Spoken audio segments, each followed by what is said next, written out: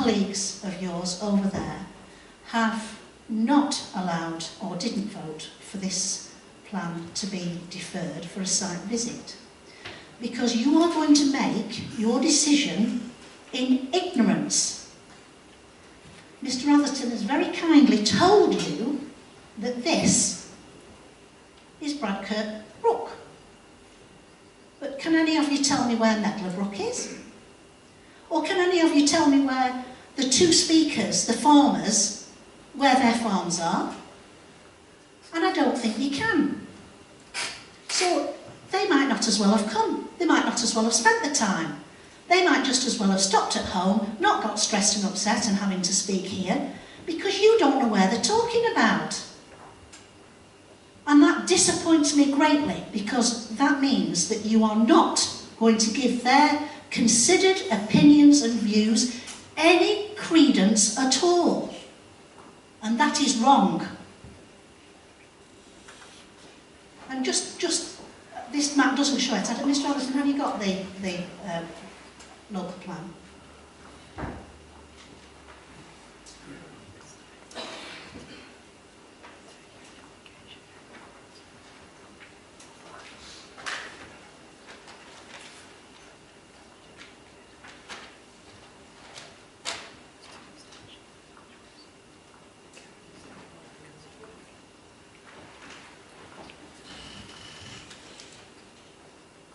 Gosh, of course we're not outlining where we are now, but we'll find me one way around now. The purple area is UPL, just at the top of that. Right, purple area UPL. Right, okay.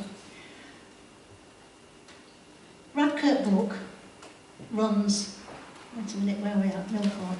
Bradkirk Brook runs here with one house 10 foot below it, because the road here goes right down into a dip, a very steep dip. So when we're talking about water attenuation pond, I think a lake will be required, not a pond.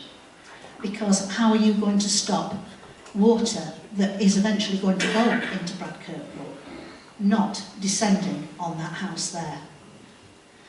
When it comes to noise, none of my residents have been allowed to speak, or have not had the opportunity to speak, to say how much the noise is going to affect them.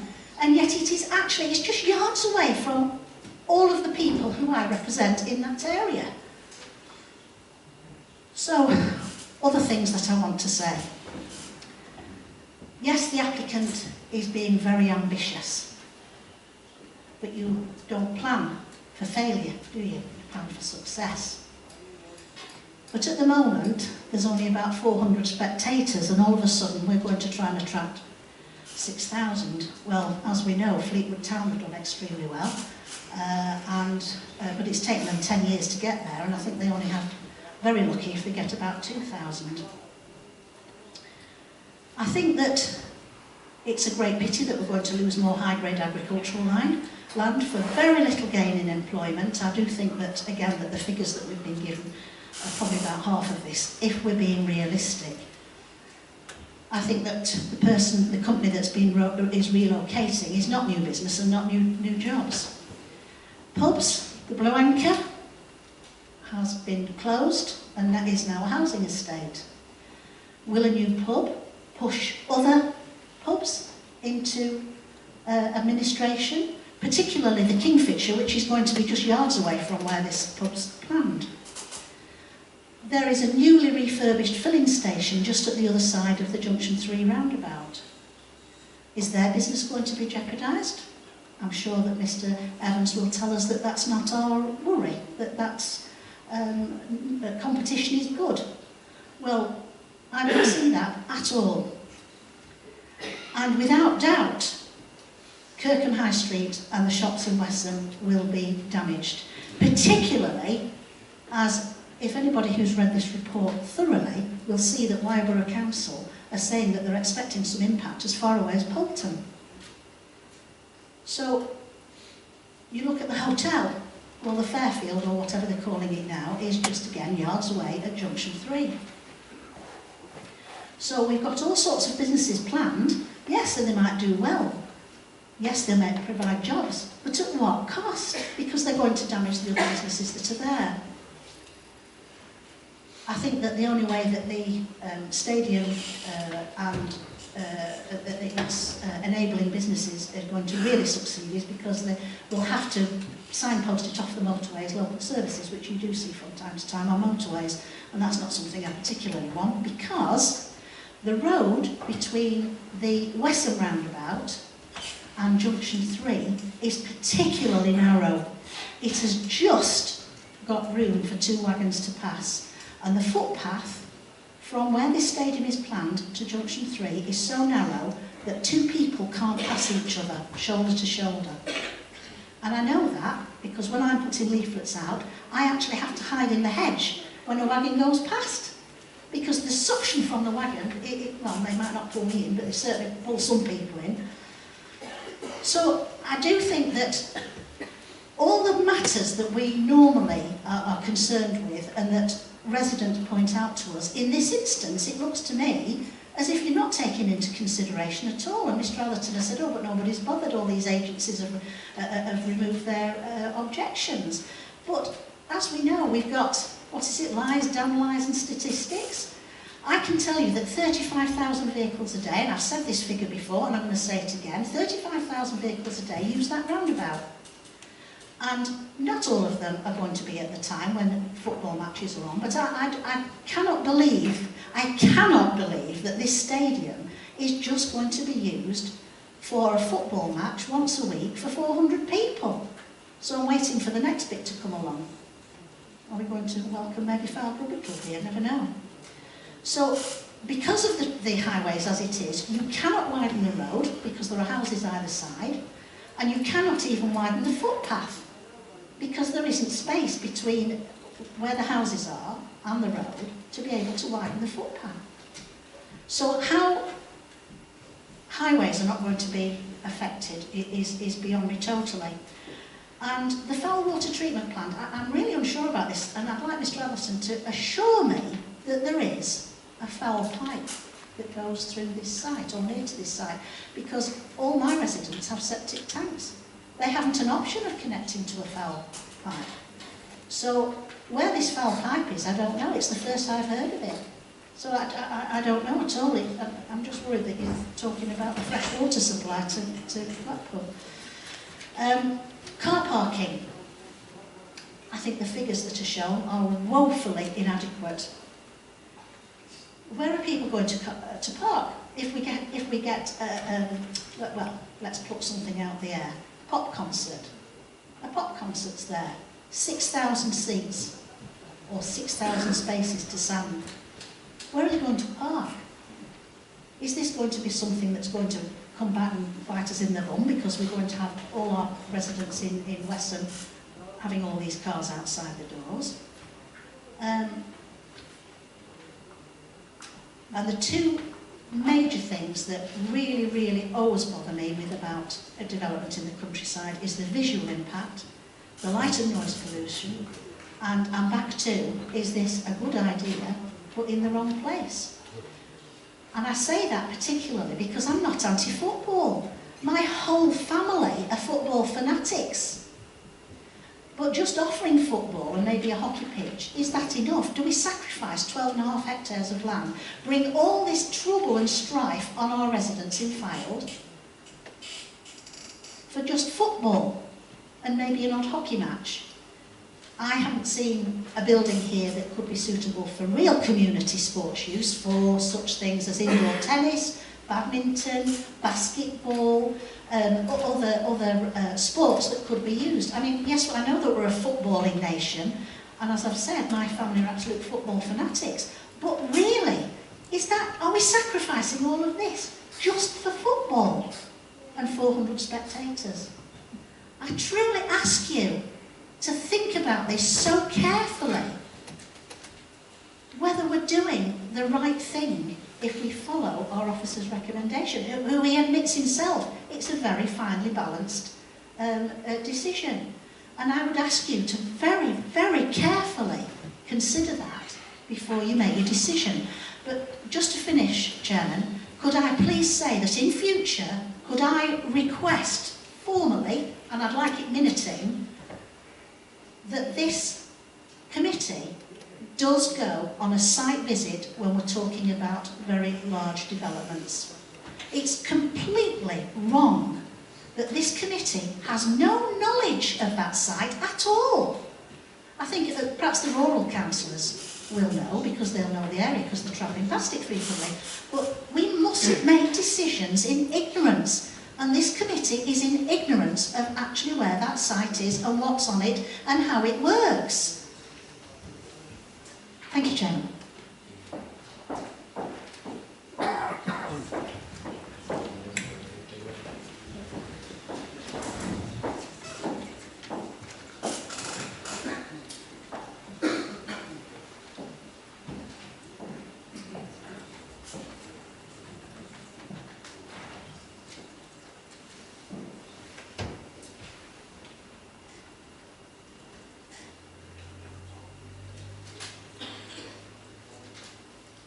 So this is the line of the Hodder main easement that carries the water to Blackpool. This is the line of the Fowl drain here, which would connect to us. Where does that come from? You know, why do I not know anything?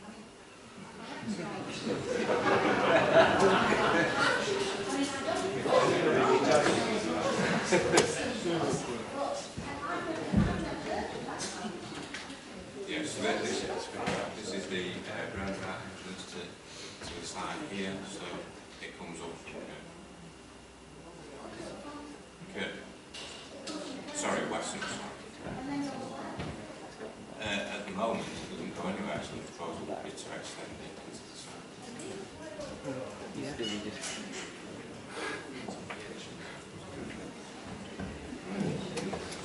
What's Ahmed?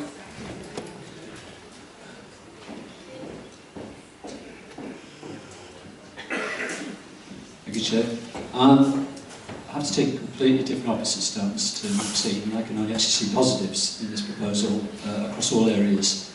There's a few points I'd like to comment on from the many speakers we had this morning. I thought did an excellent job, and a few of my own comments as well. There is precedent for putting stadiums outside towns. We're really close to here. The old Bolton, what was the Reebok stadiums outside town, has done a great job.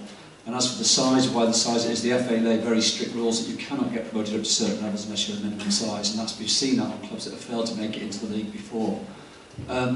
We talked about transportation a lot, and let's look at the three big things. The LCC say no objection to highways, the EA say no objection to flooding and foul, and Sport England say no objections either. So on our formal ones, we've got no objections there either.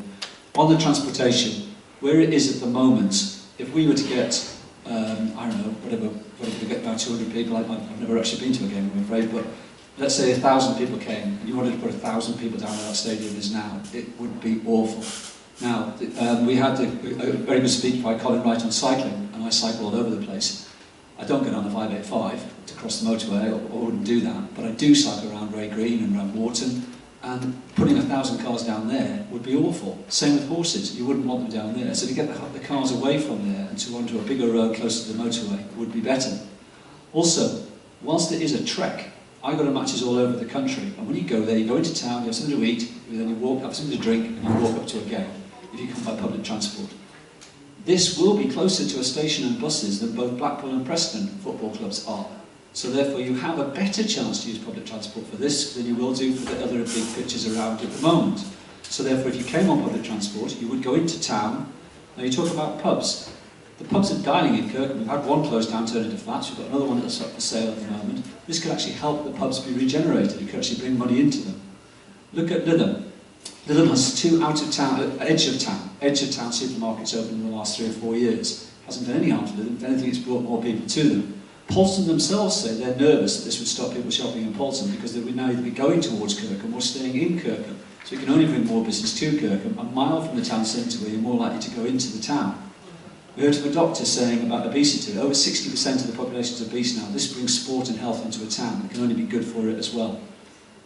We've talked about the removal of the sports science building and the impact on what was mentioned before, basketball, badminton, etc.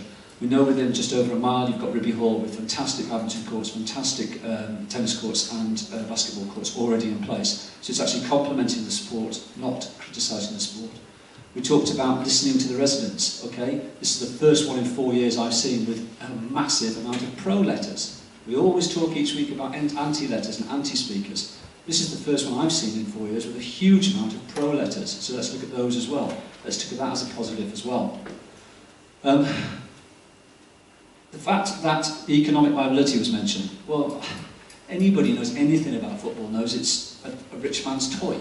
You look at the Glazers, you look at Abramovich, you look at Man City, these guys lose millions and millions on this. This is not something you're going for an economical viability way of making money. It doesn't happen. And then it was mentioned the stadium won't be used very often and it'll be empty most of the time. But then contradictory, it'll be noisy and have a lot of lights. Well, which one is it? Is it used once a fortnight for 90 minutes? Or is it noisy? You can't argue both ways. It's either one or the other. So if they're playing on a Saturday afternoon, no lights probably, playing on fortnight on a Tuesday evening, lights for 90 minutes, then it's gone. And it's certainly not as loud as a European fighter flying over our head when they go as well. So for me, it's going to bring 400 jobs if it's going to bring 200 jobs. I mean, I'm delighted. Ian Thompson said there's no issue with unemployment around Kirkham, things are looking good. Councillor Silverwood said that the High Street is buoyant. That's fantastic. The CPRE said we probably needed less work in areas. I don't see that. I see people wanting jobs. I see people wanting employment and wanting to stay in the area. If this can bring 200 jobs, 400 jobs, 50 jobs, whatever, if it brings up jobs to the area, then it's got to be good as well. So I think the shop's good for the area. I think the stadium's fantastic for the area. And the last thing is, particularly in Kirkham, which is often said that the visitors come to Lytham and St Anne's, this will now bring people to stay in Kirkham. It'll bring people to possibly stay. I know from the triathlon I put on, we fill out the hotels the night before. A good match here, people will come and stay. You will get people staying in Kirkham now, visiting Kirkham. And this will lead to the big thing that people talk about a lot with football, which is taken over, is a community spirit. A supporting Kirkham, supporting AFC Fylde, and being part of a community where you put on the same shirt, you can watch the same thing in your same area, and you will feel good for the town. So I've got to say I would support the officer's recommendation and propose this.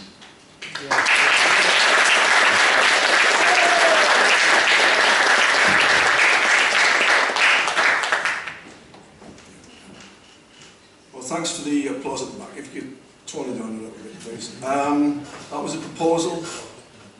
Yes. Councillor Radcliffe.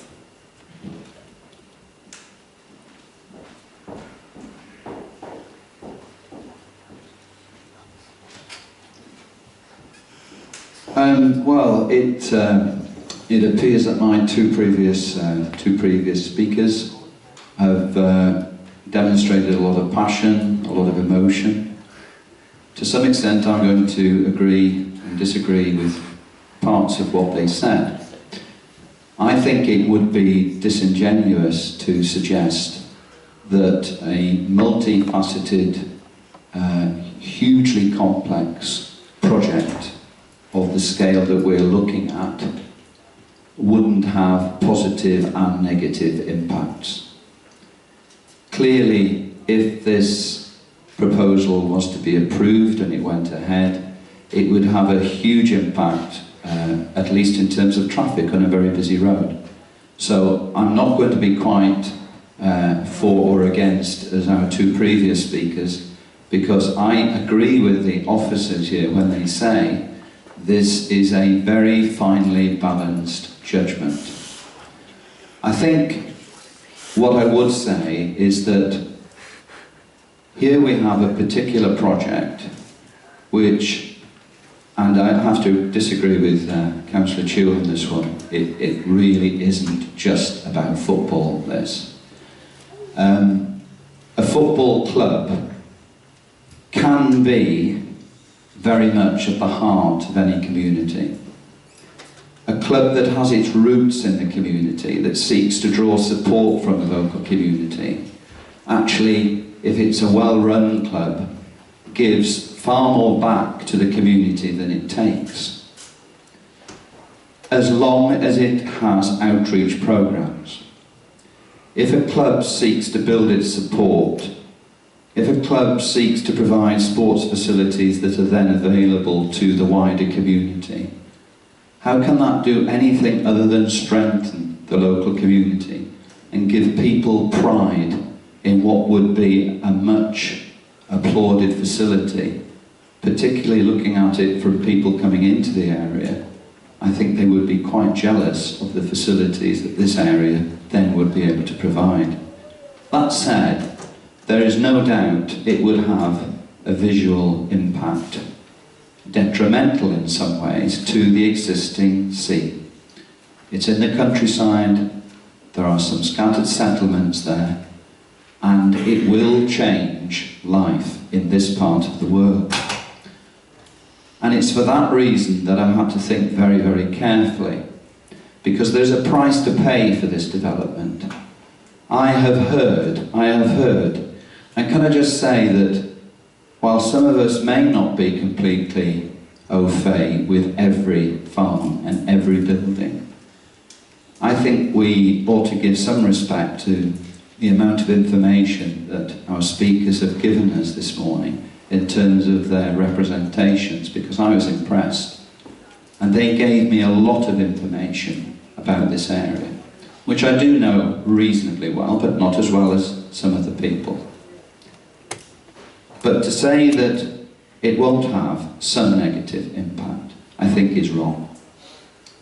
So what you have to do, there's light, there's some pollution, there's noise, there are the crowds coming in, the extra traffic. That will change the nature of the area. So therefore, you have to say to yourself, what is this bringing? Well, for a start, if you're going to put a football club anywhere, in terms of away supporters coming in, you put it somewhere near a motorway, on a main road, where people don't have to pass through the major centres of the community. This is fairly near the M55. The other point I'd make is that, whether we like it or not, once again, the statutory authorities have all come out with support on this position. Qualified, yes. Now that, to me, means that the statutory authorities, having looked at this objectively rather than emotionally, and we're all capable of that, including myself, have looked at this particular presentation and the plan project, and they have felt that there are ways around the problems that we're looking at in terms of mitigation. And can I say, somebody said earlier on about conditions, that if you get more than 10 or something you shouldn't. Well, I probably would agree with that most of the time, but on this occasion I actually find that 42, is it? Conditions, 50 conditions, reassuring. And I'll be honest, I'd be less inclined to support this application if those 50 conditions weren't there. Because a scheme of this size, multifaceted as I say, really has to have conditions, and they have to be enforced. They really do. Somebody earlier on this morning mentioned, which I didn't think was a good analogy, a good parallel, the one about AFC Wimbledon and MK Dons. I know that particular part of South London very well. I know that to move from South London 60, 70 miles north ripped the heart out of that community. What we're actually looking at here is such a different thing. We're looking at a club that's established with 300 to 400 attendants, but actually, on the other side of Kirkham and Wesson, 50% of the support apparently comes from the town of Kirkham and Wesson. And here we have a movement of what, 2 to 3 miles? Certainly on the edge of the town from which a majority of the support will come. So people travelling to the match, home supporters, will have short journeys. As a football supporter myself, I always believe that if you can attract the majority of local people from around your stadium, you are actually serving the local community, rather than the Super League Premiership clubs, where you find Liverpool supporters living in Manchester and vice versa, and even on the Fylde coast. I believe in supporting local teams. And if this facility allows local supporters to support their local football club, that's fine, but that wouldn't be enough for me to approve this. You have to, as part of the package, have to demonstrate that you're bringing a lot more to a local community, that you're actually bringing many, many things that can be positive attributes.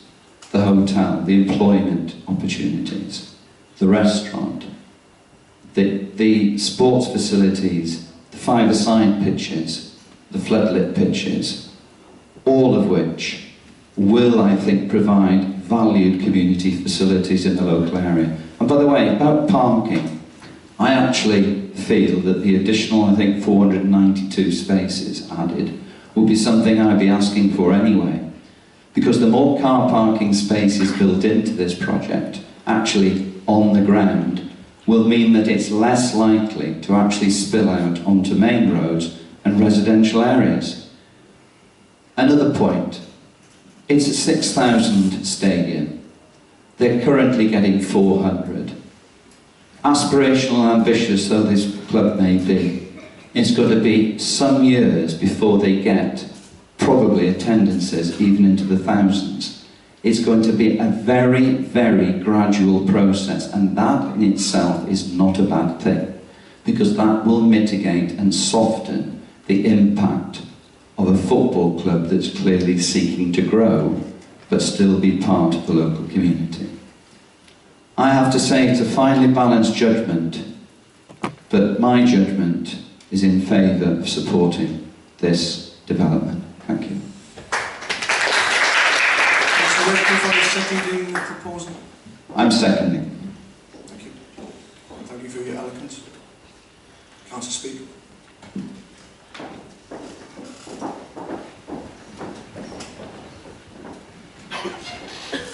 Thank you, Chairman. I have got quite a few questions, so if you just bear with me.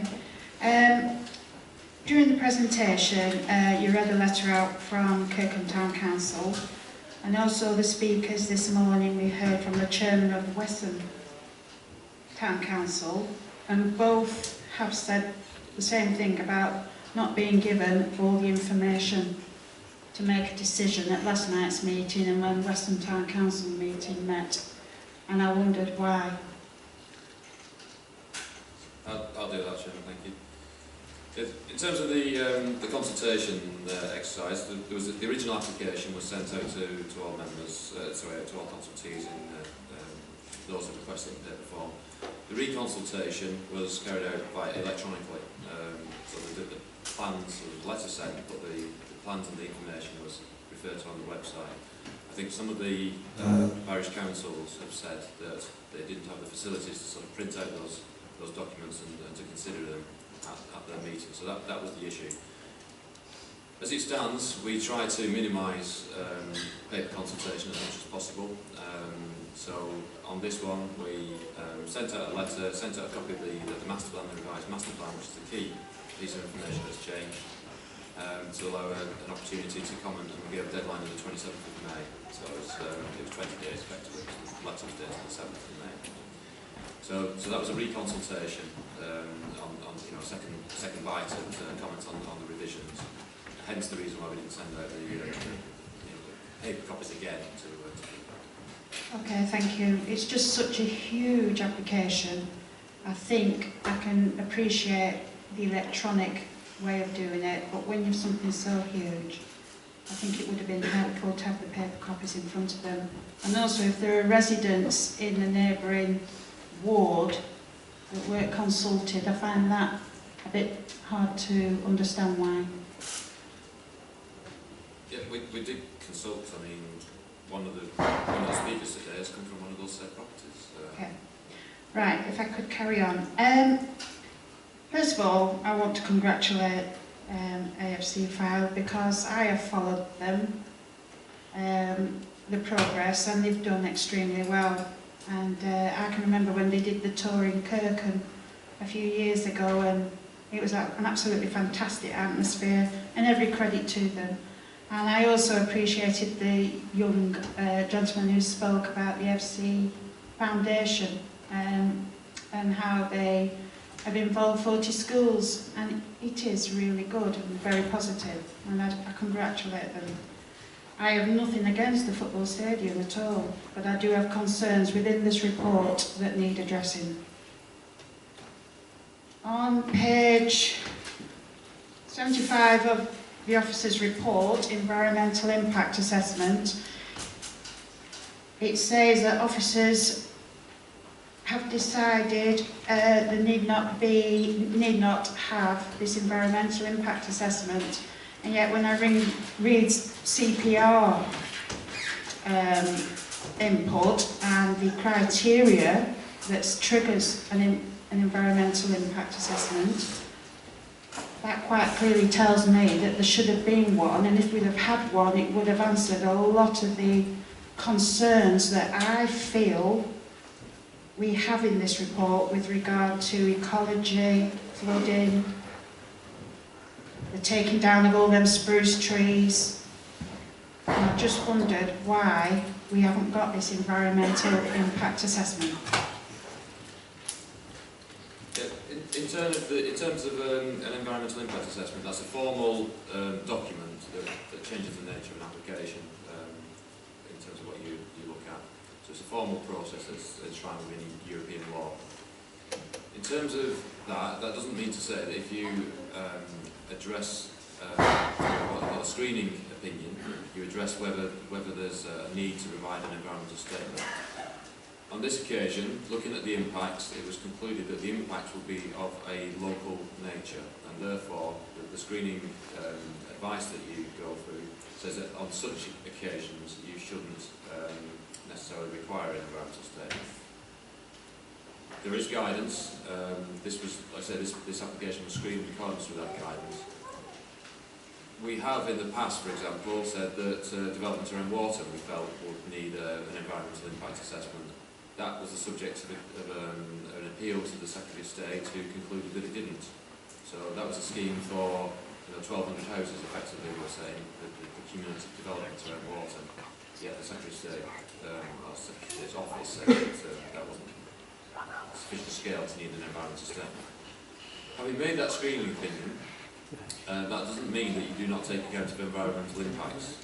Obviously, we have required ecological surveys, etc., to be carried out, visual impact assessments, etc. So those matters are still considered as part of the application. It's just it's not part of a formal environmental impact assessment. Okay, thank you for that. I must say the Lancashire County Ecology Service advice is damning, to say the least. In fact, I've read it several times, and it sounds to me like the applicant's consultant hasn't done a thorough job at all, and they have been severely criticised. I mean, how can you try and assess toads by counting tadpoles? It's as ridiculous as that, and I feel uneasy with putting conditions on for it to be determined by yourself. We should have had a thorough assessment before us, and I feel like we're letting down the ecology side by dismissing their concerns. You heard what the lady said this morning. I think it's really bad, the report, and also highways. Although highways have now said they don't object, when you read this report, I was absolutely amazed at how those that were working for the applicant could be so dismissive of the facts of congestion and the allocated trips and the extra traffic generated. It's quite alarming. I've underlined that many lines in here, and I'm absolutely amazed at the end of it. Lancashire County Council are happy to support it if, and if you can just remind me, if these crossings and bush shelters and what else? Why are they suddenly happy to support it when they've criticised it all the way through? Can you just explain that to me again in simple terms? I think there's two issues raised there. I think, first of all, in regards to ecology, it's important to note the revised recommendation that I read out, which is that it's delegated subject to sorting those matters out. Just to temper some of the comments that have been made, the council refused a number of applications at Ray Green recently. Each of those had an ecological reason based on the lack of information supplied that the Kent ecologist said was not satisfactory. The inspector took a different line. He said that there was that you should take a proportionate response to those matters, and he approved 2 of the applications, but he didn't find there was an ecological issue on any of them. So we need to sort of, you'll have an applicant's ecologist who might say one thing, and somebody else might say something else. Well, this lady from Lancashire County Council was deadly serious, so it does make me feel a bit concerned.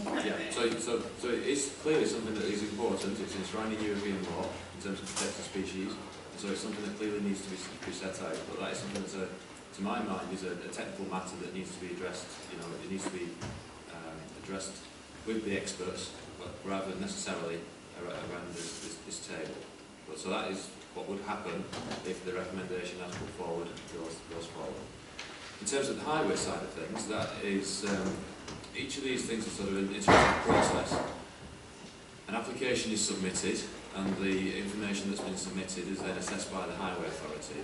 And it's not just left at that, obviously. There's a discussion that takes place between the 2 parties, and in this case, there's been discussion by the applicants, the highway consultant, and the Lancashire County Council. And the result of those discussions is that the County Council is now saying that the impact will be acceptable. There clearly will be an impact. That is something that, again, is, at different times of the day, we know what the traffic's like down there on occasion. We know that it's relatively quiet on other occasions, so there will clearly be impacts. But the conclusion of the Highway Authority is that, on balance, they couldn't recommend refusal. Okay. My next question is the Christmas trees, the spruce trees. It covers, is it 4 acres? 5 hectares.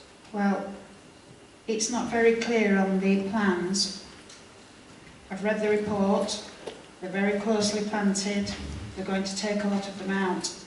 But they are a fantastic area for wildlife, and it's not very clear, looking at those plans, just how that job is going to be done and who's going to watch over that process, because we don't want, and I believe somebody once went in on a Saturday or Sunday morning with a chainsaw and started cutting them all down, and they had to be stopped. So can you just explain how many trees are coming out and how that's going to be done?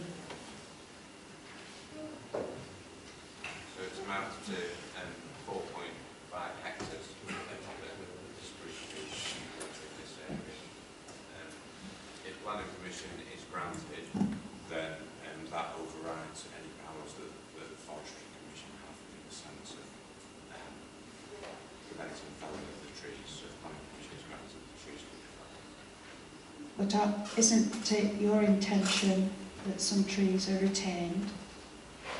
Not the spruce trees, no. It's the planting along the northern boundary, and then the planting, the deciduous trees, sorry, along the northern boundary, and then further planting on the east side.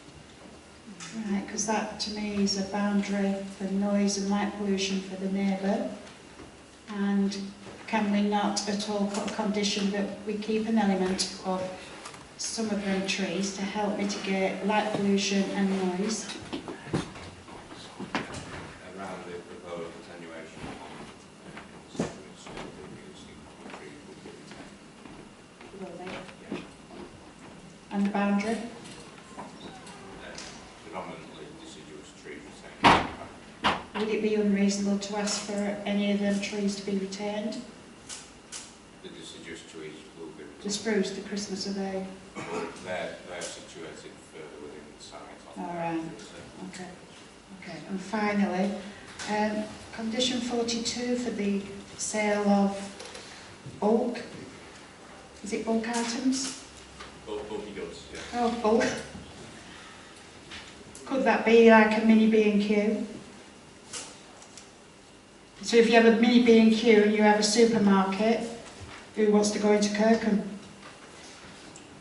Chairman, just that bulky goods are typically sort of white goods, fridges, freezers, cookers, etc. Garden? And sort of garden DIY type. Everything except food? Not necessarily. Shoes, for example, wouldn't be bulky goods. No, well, they said this about Dobbies and they sell shoes. I think the problem there was is that the condition, or the restriction that Dobbies said that any clothing sales should be outdoor wear. And I think that is the problem, that most people wear all of their clothes outdoor. Well, we're not talking about Dobbies, but I suggest you go and have a look in Dobbies, because you can buy silk scarves, and I don't go gardening in silk scarves. I think that's all my questions for now. Happy to see the stadium. Concerned about the shop and there could be a mini B&Q. Not really bothered about the pub. I think that'd be quite good, but I am bothered about it affecting Kirkham with the retail element. And it's a shame that we can't just approve the stadium and it stand on its own for the time being. That's all I have to say. Thank you.